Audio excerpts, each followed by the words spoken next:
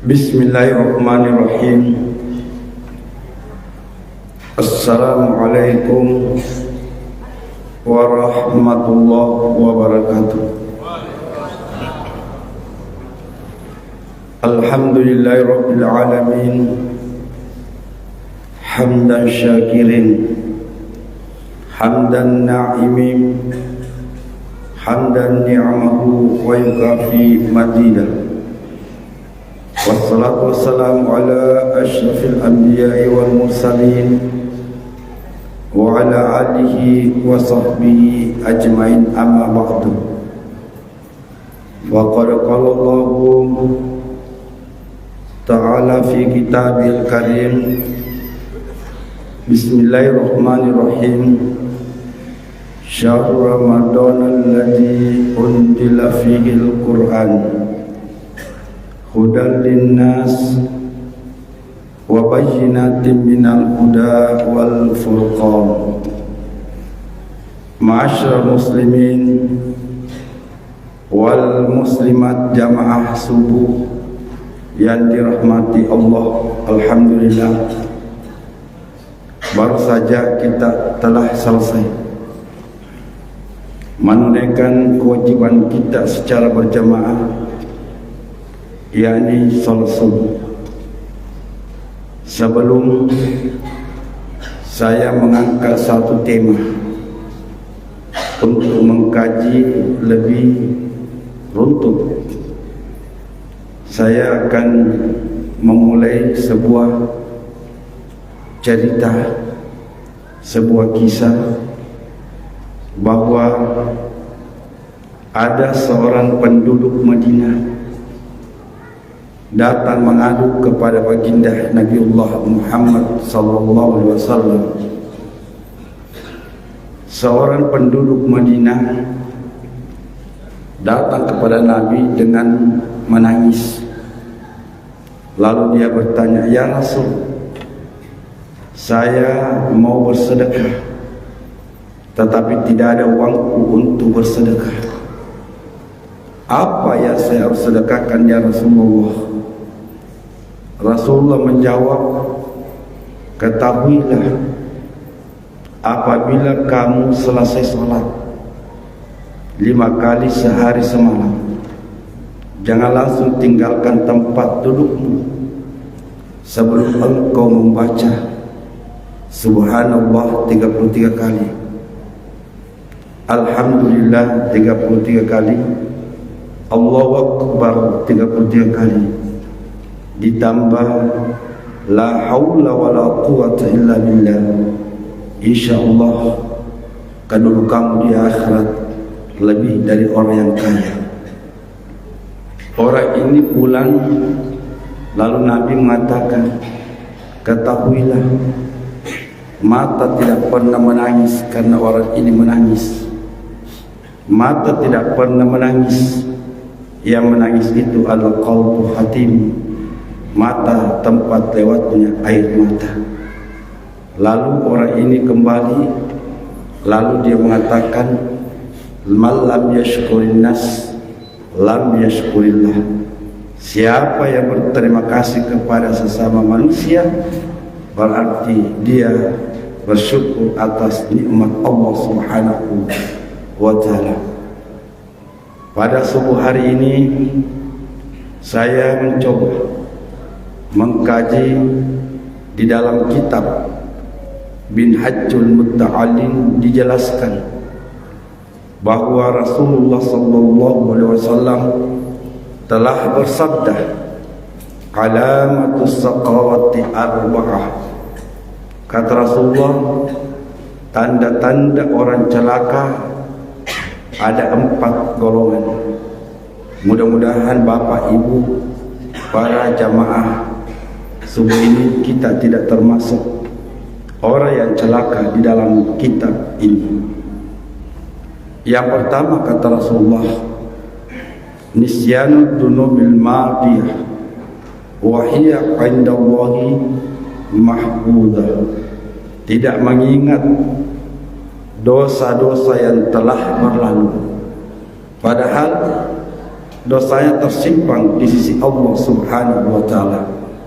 Yang menjadi pertanyaan adalah, adakah jamaah pada subuh hari ini?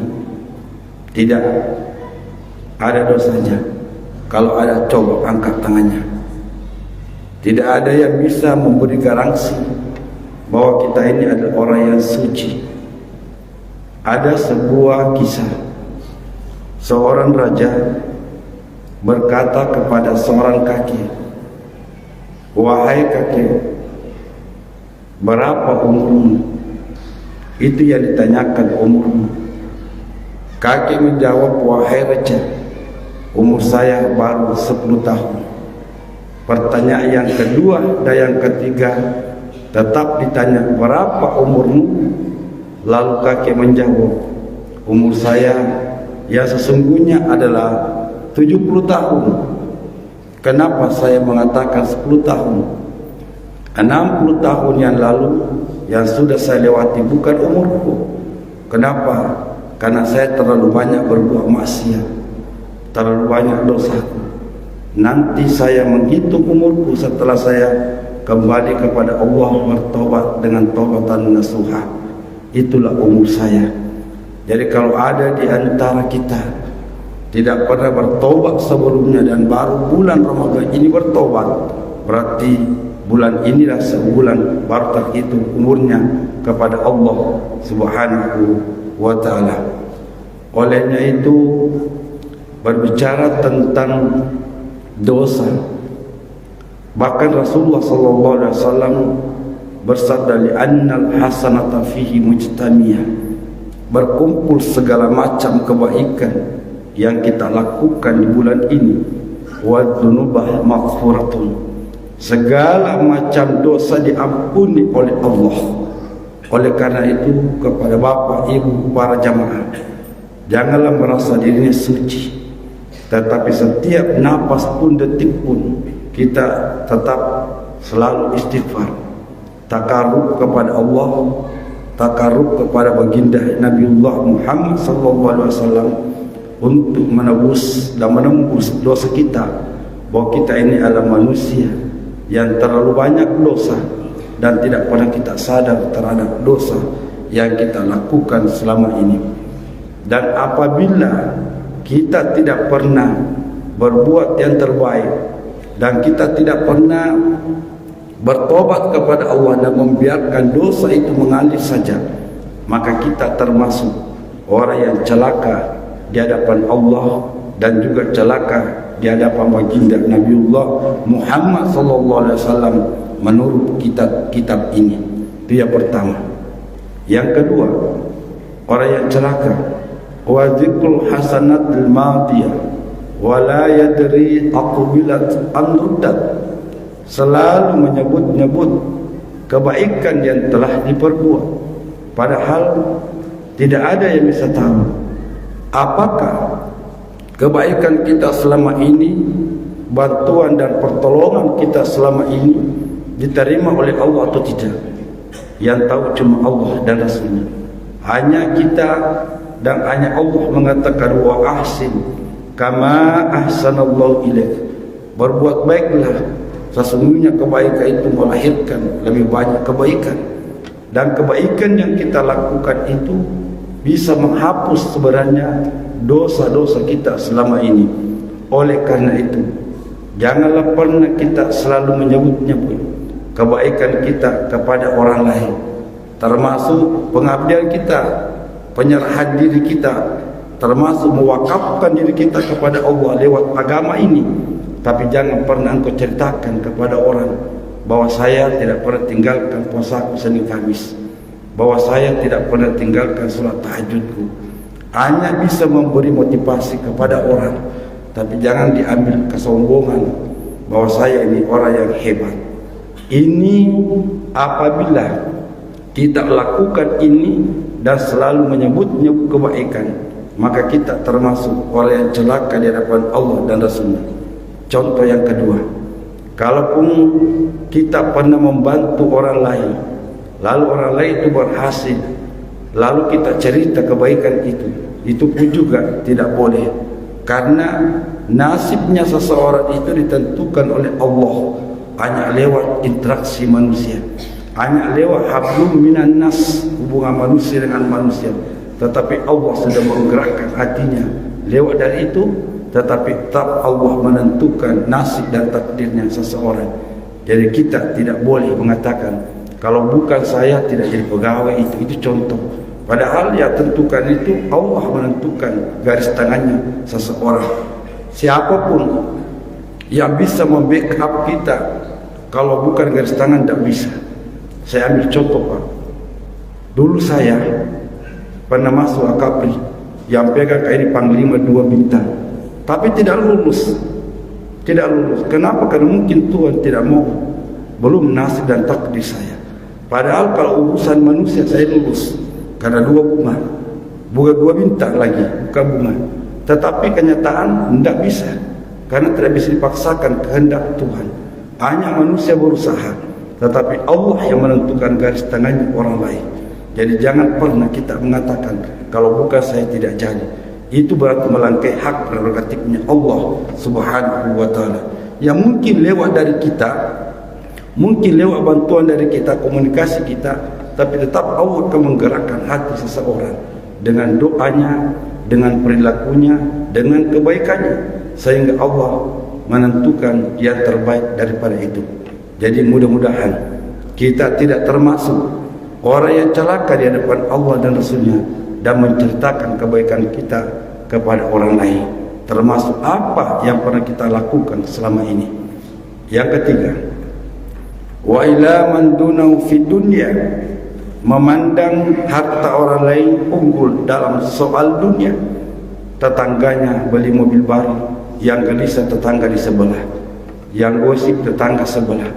Padahal kita tidak boleh kita memandang harta orang, tapi kita tetap mensyukuri apa yang Allah berikan kepada kita. Coba bayangkan Bapak Ibu, nikmatnya Allah itulah tuhsuha, kita tidak sanggup menghitungnya. Andaikan ada satu alat komputer yang begitu hebat dan canggih, ingin menghitung nikmat Allah, mungkin alat dan komputernya sudah rusak, tapi belum selesai menghitung nikmat Allah. Apa yang harus kita lakukan? La in syakartum la azidannakum wa la in kafartum inna azabi lasyadid. Kata Allah, apabila engkau bersyukur atas nikmatku, akan kutambahkan nikmat kepadamu. Tetapi apabila engkau ingkar terhadap nikmatku, kata Allah, jangan lupa sesungguhnya azab Allah sangat berat dan sangat pedih. Itulah agama mengajarkan kepada kita. Jangan pernah kita melihat ke atas kalau bicara harta, melihat ke bawah lah, masih ada di bawah kita. Kalaupun kita naik motor, masih ada orang naik sepeda. Yang naik sepeda bilang masih ada orang jalan kaki. Yang jalan kaki bilang masih ada orang tidak bisa jalan. Yang tidak bisa jalan juga mengatakan masih ada orang yang terbaring tidak bisa bergerak apa-apa. Jadi ketika kita kembali kepada semua ini, la raiba fi, tidak ada keraguan, insyaallah kita tenang, kita aman dan selamat, dan tidak termasuk orang yang celaka di hadapan Allah dan celaka di hadapan baginda Nabiullah Muhammad sallallahu alaihi wasallam. Kemudian penutup bukan terakhir. Saya bilang yang keempat ini penutup bukan terakhir. Sebentar saya jelaskan apa bedanya. Penutup, wa ila man dunau fiddin, memandang remeh orang lain dalam soal agama. Jadi kita tidak boleh menganggap kecil orang lain, sekalipun itu orang baru belajar dalam proses agama, tapi tidak boleh dianggap remeh dan kecil. Karena Allah mengatakan, la yaskharu qaumun min qaumin asa ayyakunu khairan minhum. Janganlah pernah engkau menganggap kecil orang lain. Boleh jadi yang kau anggap kecil jauh lebih hebat daripada kita. Jadi kita tidak boleh, tetap kita memegang teguh kepada falsafah orang tua, si pakar tahu, si pakar lebih, dan si pakar ini. Saling menghormati, saling menghargai, dan saling mengingatkan. Kalau macam ini kita pegang teguh, yang masuk dalam perjalanan hidup bermasyarakat, tatanan hidup kehidupan kita dengan orang lain dan tetangga, insya Allah tidak ada yang menjadi persoalan, Tidak ada yang menjadi konflik dan tidak ada yang sakit hati, bahkan tidak ada yang tersinggung. Kenapa? Karena dudukannya kita saling siapa tahu, siapa lebih dan siapa kayu. Bayangkan Bapak, Ibu dan jemaah, saya tidak pernah sangka ketika saya ceramah di masjidnya Haji Hussein, Masjid Al-Ikhlas Samsam, di situ yang saya hadapi bukan jamaah secara umum, tapi anak tahfizul Quran, mulai dari 1 juz sampai yang ke-30 juz ada duduk di bawah. Begitu dia mau cium tangan saya tarik tangan, lalu dia bertanya, Pak Ustaz, kenapa tidak mau saya cium tangannya? Kenapa kita tarik? Saya jawab, saya tidak berani dicium tanganku orang yang punya hafal Quran. Kenapa? Karena ada tetesan keringat Rasulullah mengalir sama kamu. Saya tidak mau. Al-Quran itu adalah kalamullah. Disitulah Rasulullah SAW. Ketika orang hafal Quran, lalu kau 30 juz kau cium tanganku, saya takut, khawatir ada kesombongan saya. Kenapa? Di situ ada mengalir tetesan keringat Rasulullah SAW. Beda halnya atau lain halnya orang punya keturunan nasabnya Rasulullah seperti Habaib atau Habib, memang ada keturunan nasab langsung itu cucunya, ada tetesan darah yang mengalir pada anak itu, pada orang itu, bukan lagi keringat tapi tetesan darah.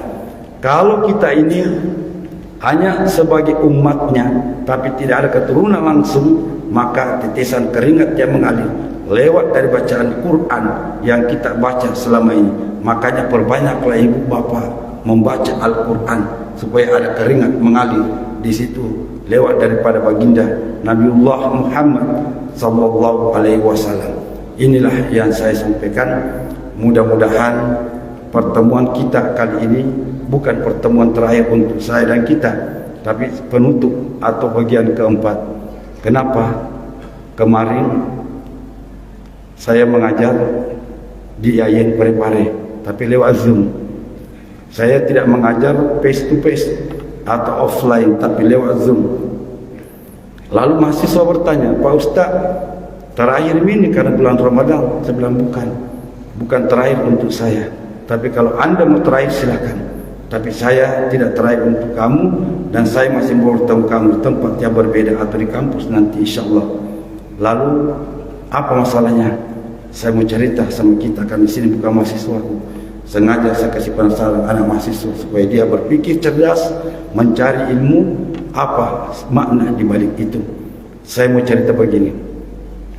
Sebelum puasa datang, jauh sebelum puasa telah tiba, saya bertamu di rumahnya keluarga di BTN Makcuk Wajib pada sore hari. Lalu saya bertamu, keluarga itu kan PNS, dia mengurus pensiunnya. Kebetulan dia pengawas yang mengurus pensiunnya. Lalu mungkin karena sibuk kiri kanan, saya datang bertamu. Beliau itu kan merokok kencang rokoknya. Diserahkan juga saya merokok, saya juga menikmati rokok. Karena tidak mungkin saya mau tolak Pak, karena saya dikasih. Lalu istrinya berteriak di belakang, Bapak berhenti begitu merokok, sudah pensiun lagi. Dari tadi kuliah itu merokok, berasap terus. Suaminya tidak menjawab, saya juga acuh-acuh menikmati rokok berdua. Lalu istrinya lagi datang, berhenti begitu merokok Pak. Dari tadi saya lihat merokok berapa bungkus mie itu. Tapi acuh-acuh juga, saya agak kaget. Jangan-jangan saya kena, karena saya ada. Tapi mungkin saya lihat wajahnya ini, bapak om ini adalah lain daripada yang lain. Lalu tidak lama kemudian datang lagi istrinya, 3 kalinya. Lalu berhenti begitu bapaknya, suaminya jawab, sudahlah ibu, terakhir ini dan tidak akan merokok lagi seterusnya. Begitu selesai habis rokoknya meninggal. Mungkin karena ajal sudah datang, mungkin karena jantung, atau memang sudah ada di situ tanda-tanda. Mungkin karena orang mengatakan mitos dan khayalan dan apa saja. Tapi mungkin karena ajal. Saya lalu berteriak sama istri, ibu kesini dulu. Kenapa bapak? Ternyata dikira pingsan, dibawa ke dokter, sudah tidak ada. Artinya apa? Tersimpan di kepala aku ini dengan bahasa kata-kata terakhir. Saya pulang di rumahku, saya sampaikan istri, ibu, nanti kalau suruh kau berhenti jangan bilang terakhir ini. Dia bilang, saja kurai masih muka hidup saya. Lalu istriku bilang, apa hubungannya ini? Apa? Sinya tidak ada, kok petir sinyal apa tiba-tiba? Saya bilang, kok pas sebelah ada om di situ meninggal. Apa hubungannya dengan terakhir? Hanya tersimpan di kepala kalisnya bilang terakhir itu. Oh begitu, bilang kak iya. Yang jelas saya sudah tanya bahwa jangan bilang kak yang terakhir. Kau bilang cukup berhenti, sudah istirahat dulu. Itulah bahasa yang lemah lembut yang bisa kita terima dengan akal. Kalau kau suruh kau berhenti, berarti nanti meninggalkan anak-anak. Masih muka hidup kecil-kecil anakku. Ibunya tertawa dan tersenyum. Inilah kronologisnya Pak. Tapi tergantung dari bapak. Jamaah kalau bapak ibu bilang terakhir terserah. Karena bapak bukan bapak yang mengalami, saya langsung berhadapan. Jadi wajar kalau pikiran saya berbeda dengan pikiran tak. Karena saya mengalami dan saya ada. Itu pun juga saya takut karena sampai saya dianggap membunuh. Jadi wajar kalau saya tersimpan dan pikiran saya dan tidak bisa hilang. Karena saya berhadapan. Beda dengan orang tidak pernah berhadapan dengan kenyataan itu. Jadi saya tidak mengatakan bapak jangan yang terakhir, terserah kita. Saya cuma ceritakan bahwa untuk saya bukan terakhir untuk kita. Dan insya Allah kita akan bertemu di tempat yang sama ataupun di tempat yang berbeda. Demikian yang saya sampaikan. Mudah-mudahan pertemuan kita ini bukan pertemuan yang terakhir, tapi pertemuan sebagai penutup, tapi bukan terakhir. Dan kita akan bertemu di tempat yang sama ataupun di tempat yang berbeda. Hadanallah wa iyyakum ajmain. Wa ilallahi turja'ul umur. Wassalamualaikum warahmatullahi wabarakatuh.